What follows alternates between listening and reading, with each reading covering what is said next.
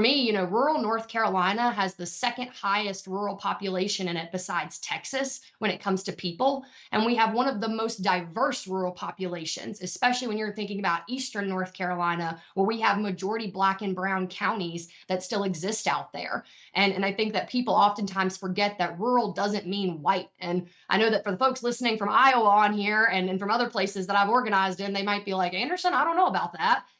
But in the South, in the deep South, that is the truth. And I think that the Democratic Party has an amazing opportunity to look at the South as the sleeping giant of this party in a lot of cases, and thinking about how do we build a strategy that helps the state legislatures in the deep South really utilize the Black and brown power that we have in these states to listen to them and to uplift them and to have them become elected officials and put them in positions of power, because I think that's what we need to be doing all across North Carolina. And it's what we did in 2021.